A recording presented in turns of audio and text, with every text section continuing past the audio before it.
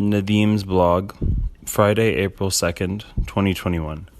Time to Replace Materialism by Nadim Ghafoor.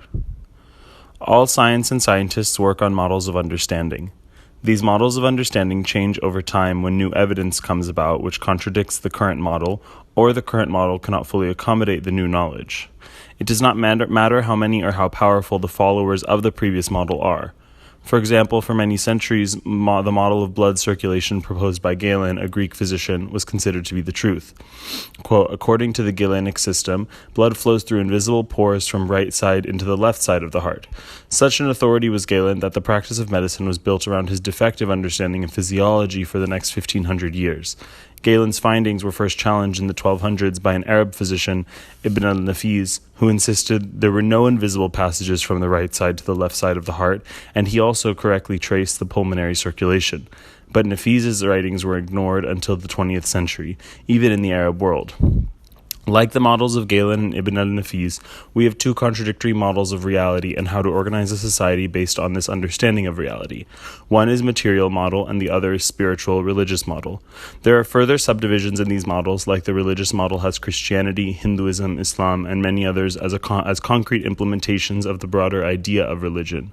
Similarly, the material model has communism, socialism, capitalism, and many other isms as concrete implementations of the broader idea of materialism. I am going to concentrate only on capitalism and Islam here for two reasons. One, to keep this article short. Two, with the collapse of the USSR, communism took a mortal beating and capitalism was left winner of the materialist camp. On the spiritual side, Christianity has the largest number of adherents, but it is mostly a collection of feel-good stories focused towards kingdom and heaven. So realistically, only capitalism and Islam are the two competing ideologies in the modern world of ideas. Here is a very, very brief understanding of the material model, or materialism as it is formally known. Big Bang happened, matter came into being in the form of particles, particles joined to form atoms, atoms joined to make molecules, molecules joined to form single-cell organisms evolved into multicellular organisms, multicellular organisms evolved into primates, and finally primates evolved into humans. So we are accidental collocations of atoms, and destined to extinction in the vast death of the solar system, as Bertrand Russell said in A Free Man's Worship. For the moment, we ignore what was before Big Bang and just take it for granted that it happened. The important thing is that now we are all here. You, me, COVID-19, the trees, the birds, the fish, and about 1 billion million stars. Probably many, many more. And planets, and black holes, and now that we are all here, what should we do? And more importantly, how should we decide what we are doing is correct? Your ideas may be different from my ideas, but we are both rational and equally free to decide. Thus emerged the philosophy of enlightenment, which stated that anything which cannot be understood by rational knowledge and the current status of sciences is meaningless or superstitious. Since we are again going to turn into cosmic dust when COVID-19 or something else gets us, then the only logical thing to do as individuals is to prolong our existence as much as we can and make it as enjoyable as we can. And how do we do that? By fulfilling as many desires as we can. But almost all desires are material desires. Honestly, think how many men would prefer a philosophical lecture to a Lamborghini, and how many women would prefer a philosophical lecture to a diamond necklace? Very few.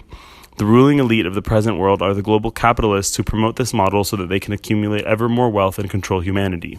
Probably the most influential thinker in this regard was Sigmund Freud's nephew, Edward Bernays.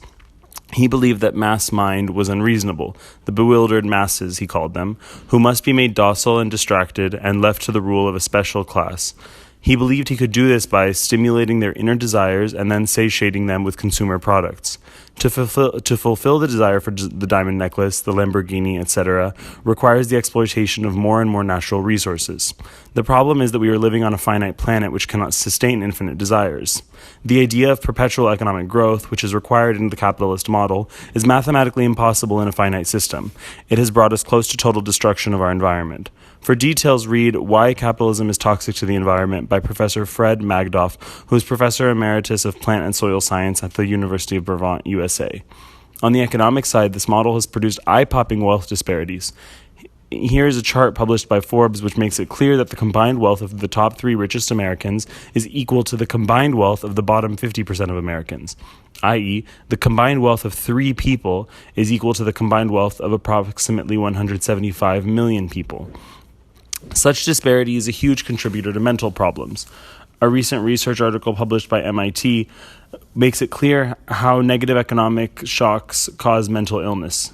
Moreover, if we are destined to extinction in the vast death of the solar system, as stated by Bertrand Russell, then at some point this whole life becomes meaningless.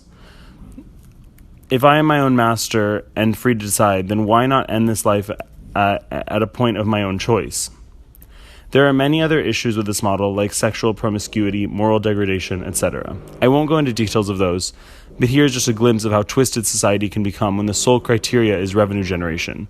This is an article on how the German city of Cologne collects tax from prostitutes.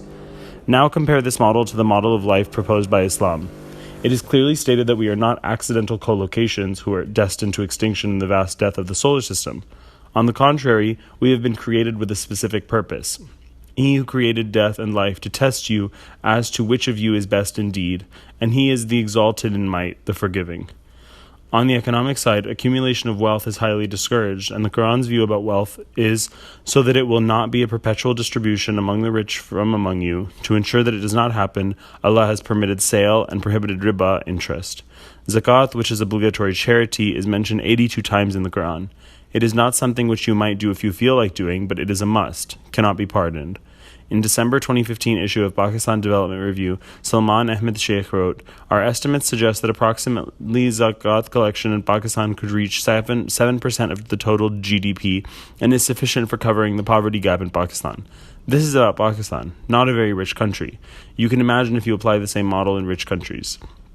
Regarding mental illness and other psychological problems, Satan threatens you with poverty and orders you to immorality, while Allah promises you forgiveness from him and bounty.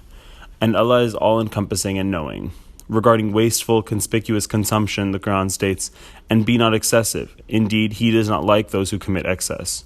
And do not spend wastefully. Indeed, the wasteful are the brothers of the devils. And ever has Satan been to his Lord ungrateful. And they are those who, when they spend, do so not excessively or sparingly, but are ever between that, justly moderate. O children of Adam, eat and drink, but waste not by excess, for God loveth not the wasters." Prophet Muhammad ﷺ highlighted the fair distribution of natural resources in the following hadith. Muslims have common share in three things: grass, water, and fire. Especially his instruction regarding wastage of water is, do not waste even if performing ablution on the bank of a fast-flowing large river. I am not the only one saying that the capitalist model is unsustainable. The greatest Western intellectual at the moment, Professor Noam Chomsky, said, "It seems unlikely that civilization can survive the existing capitalism." UCD Philosophy Society Inaugural Lecture 2013.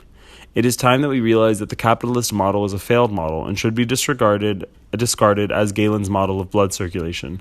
Like Galen's model, it is being practiced and taught in all universities, but this does not mean that it is correct. The evidence is clear that it is taking not just humanity, but all inhabitants of Mother Earth towards destruction. It is about time that we jettison our propaganda-induced prejudices and look at the holistic model proposed by Islam. This suggestion is for both Muslims and non-Muslims.